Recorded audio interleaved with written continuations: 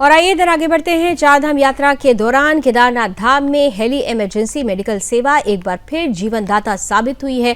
गंभीर हालत में पहुंचे एक 70 वर्षीय श्रद्धालु को समय रहते एयरलिफ्ट कर एम्स ऋषिकेश पहुंचाया गया, जिससे उन्हें तत्काल उच्च स्तरीय चिकित्सा सुविधा उपलब्ध कराई जा सके।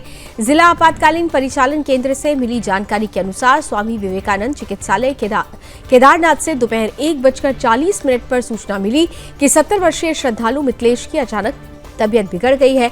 उन्हें छाती में तेज दर्द की शिकायत थी और उनकी स्थिति लगातार गंभीर होती जा रही थी। डॉक्टरों ने प्राथमिक उपचार के बाद तत्काल उच्च चिकित्सा केंद्र रेफर करने की सलाह दी। सूचना मिलते ही जिला प्रशासन, यूकाडा और एम्स ऋषिकेश की हेली इमरजेंसी मेडिकल टीम ने तेजी से समन्वय स्थापित किया। चुनौतीपूर्ण भौगोलिक परिस्थितियों के बावजूद हेलीकॉप्टर को केदारनाथ धाम भेजा गया। मेडिकल टीम ने मौके पर मरीज की निगरानी करते हुए उन्हें सुरक्षित एयरलिफ्ट किया और बेहतर इलाज के लिए सीधे एम्स ऋषिकेश पहुंचाया। चारधाम यात्रा के दौरान संचालित हेली इमरजेंसी सेवा लगातार श्रद्धालुओं के लिए राहत और सुरक्षा का मजबूत माध्यम बन रही है। समय पर मिली इस सुविधा ने एक बार फिर साबित किया है कि आपातकालीन परिस्थितियों में त्वरित कार्रवाई और बेहतर समन्वय से गंभीर मरीजों को नया जीवन दिया जा सकता है। जिला प्रशासन ने भी श्रद्धालुओं से स्वास्थ्य संबंधी परेशानी होने पर तत्काल चिकित्सा सहायता लेने की अपील की है।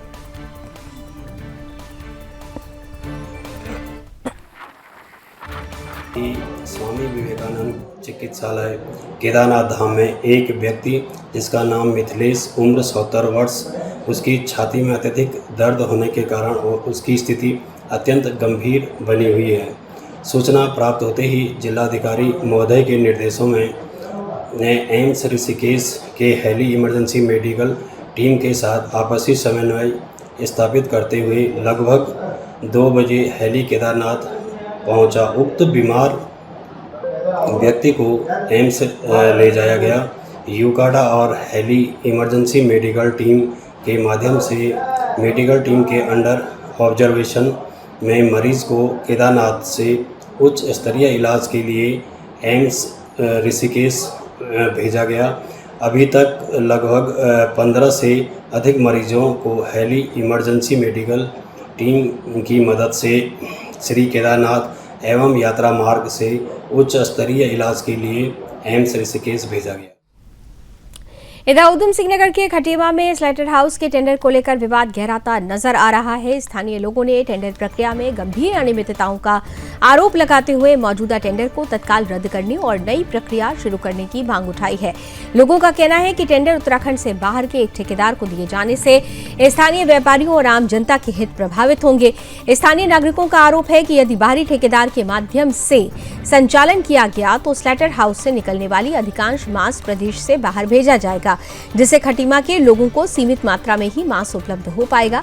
उनका दावा है कि पिछले वर्ष मांस का खुदरा मूल्य 250 रुपए प्रति किलो था, जबकि नई व्यवस्था में इसके 360 रुपए प्रति किलो तक पहुंचने की आशंका है, जिससे आम उपभोक्ताओं पर अतिरिक्त आर्थिक बोझ पड़ेगा। प्रदर्शन कर रहे लोगों ने टेंडर प्रक्रिया में पारदर्शिता की मांग करते हुए कहा कि नई निविदा कुमायूं संस्करण के दैनिक समाचार पत्रों में प्रकाशित की जाए ताकि स्थानीय ठेकेदारों को भी समान अवसर मिल सके। उनका कहना है कि स्थानीय स्तर पर ठेका मिलने से मांस की उपलब्धता बनी रहेगी और कीमतें भी नियंत्रण में रहेगी। वहीं इस पूरे मामले पर खटीमा के उप जिलाधिकारी तुषार सैनी का कहना है कि स्थानीय लोगों की ओर से प्राप्त शिकायतों और आपत्तियों का नियमानुसार परीक्षण किया जाएगा तथा टेंडर प्रक्रिया में निर्धारित नियमों का पूर्ण पालन सुनिश्चित किया जाएगा। अब देखना होगा कि प्रशासन इस विवाद पर क्या निर्णय लेता है और स्थानीय लोगों की मांगों पर क्या कार्रवाई होती है।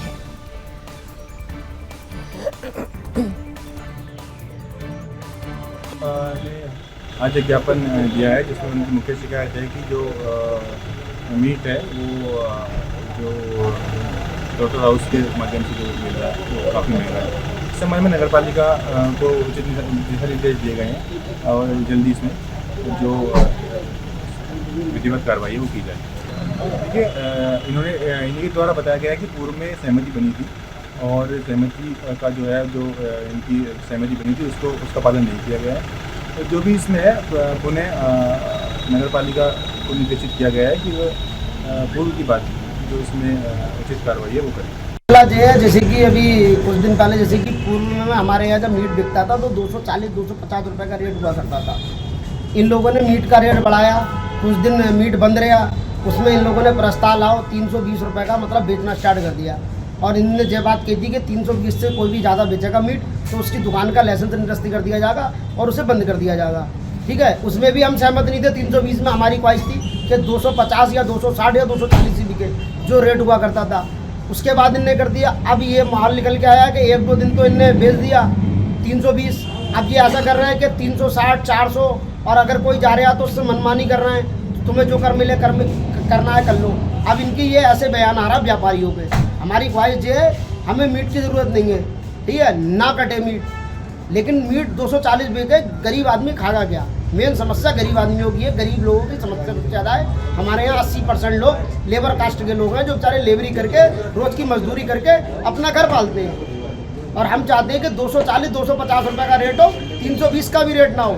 जो घमन हो रहा है वो घमन पूरा बंद हो, और जो महंगाई हो रही है उस महंगाई को ख़त्म करा जाए। और नहीं है हमें ज़रूरत, अगर इतना महंगा बिक रहा है हम नहीं खाएंगे, हम साग सब्जी से गुजारा कर लेंगे।